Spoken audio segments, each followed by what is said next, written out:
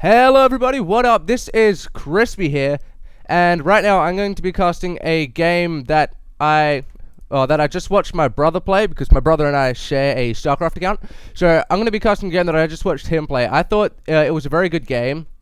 Obviously it was just like a Silver League level game, because we're in the Silver League, so it's not going to be anything too epic or amazing, but I personally thought it was a very good game, and I just thought I would cast that.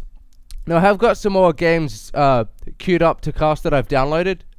Some of them between like TLO and Demaga, I believe. I've got a series of 3 and some other. So I'm going to cast some games that I've actually played, because I'm just cool like that, and I like casting games that I've played, because I'm a massive narcissist and I think I'm very great at StarCraft.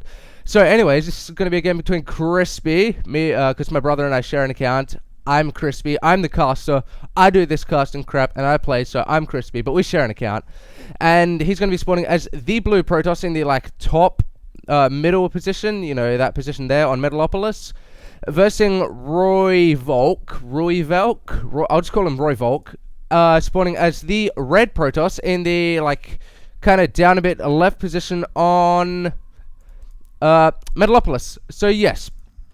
Now, both players are just going to be opening with this pylon out the Rooivalk put his a bit forward a bit, but my brother and I like to put our pylons back here, and therefore you can build a wall along here that is a fair bit more effective, because you do not want that pylon getting destroyed in your wall, because that is bad news for you. So he's just going to be doing a little bit of harassment with this other guy's probes, and this probe's just chilling here. He is not going to want to work. Oh, he's just going to go attack that other probe now, my brother's probe.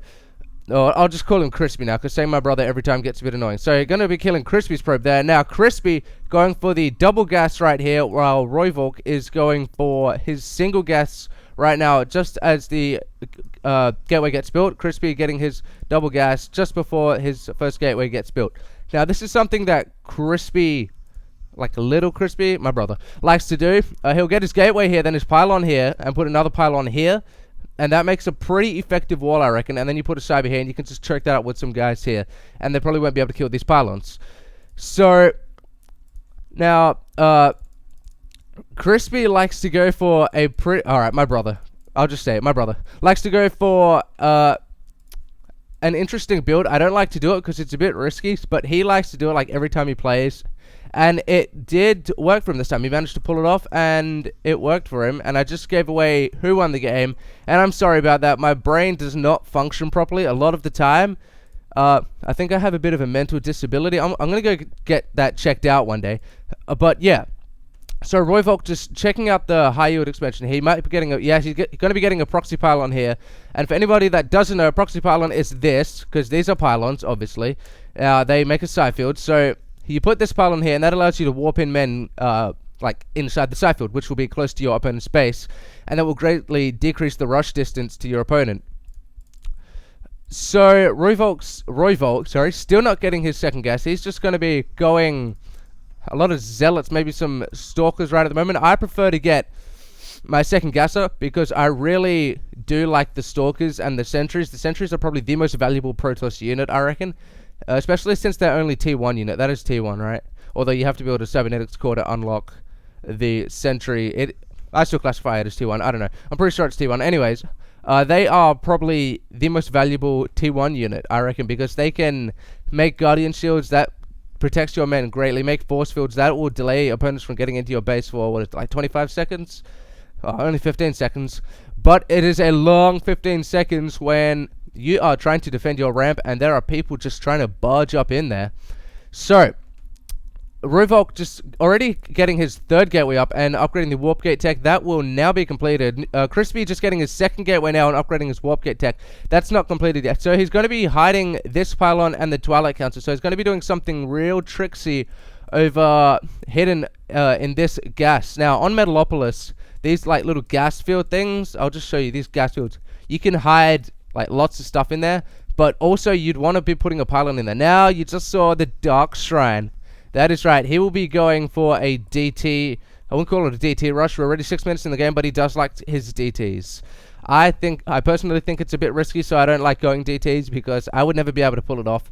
but he loves the DT, so he will be getting those. Now, as I was saying before, notice the army moving in, so I will just quickly crap on about this pylon here. Now, you should get a pylon back here in your little gas stuff, just in case anybody decides to make a Nidus Worm or warp in some units with a warp prism or just anything sneaky like that. So Rooivalk should also be doing that, but it's just a personal preference thing. You don't really have to get it.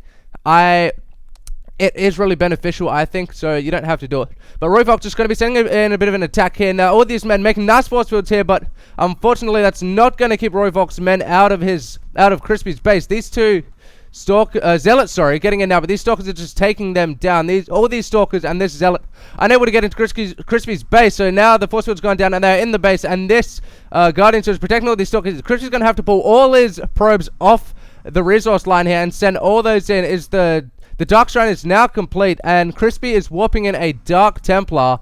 Now, just watch this, because obviously I've already watched this game. I watched, like, from here to the end, because I was looking for... Sorry, I'm just talking about nothing. Alright, now this Dark Templar is going to be taking out this Stalker. Now, all Crispy's units are gone, except for these Dark Templars. Now, Rooivalk's going to have to be throwing down a Cybernetics... not a Cybernetics bay. Robotics facility. To be able to, there we go, robotics facility, to be able to get out some observers to see these Dark Templars. Now, as I was saying before, I watched from here to the end because I was looking for that little cup thing that you put at the bottom of the snow cone maker, because I want to make some snow cones, but I can't find the bottom of the snow cone majig thing, so I just watched the end of this game, because it's like Australia, and it's like the end of November, and it's getting pretty hot. I don't know why I sang that. I did not sing that to any particular kind of tune, but it's getting pretty hot. So now Rooivalk just warping in a whole bunch more men. This robotics facility is almost complete. Now he's going to be seeing these little blurry blobs running in through his army. So Rooivalk's going to need to be getting an observer out pretty quickly, but Crispy does see that he does not have a robotics bay up until now, so he's going to need to be destroying all these pylons before this observer can get out. Now, is he going to destroy them in time? Rooivalk just making a nice wall, putting a pylon there, putting his men here to prevent all these Dark Templars from getting over to this final pylon that is powering the robotics facility. But can he destroy that in time? I don't know, actually. That pylon is going to go down. That observer, got to 35 out of 40 completion. So now this is not looking so great for Rooivalk. Although he did have the lead before, because he is not able to see any of Crispy's Dark Templars. Now, this is something very effective you can do with Dark Templars. Just make a nice little wall over here if you know you're absolutely screwed. Because look at the size of this army. That would definitely overpower Crispy's army. So Crispy just keeping all these guys right here, making a nice wall. All of Rooivalk's men are unable to get up into Crispy's base, and that is the end of that game. So, as I wasn't saying before, actually, Crispy was actually almost defeated. He had to pull every single one of his probes off the line. I actually don't think he needed to pull all his probes off the line.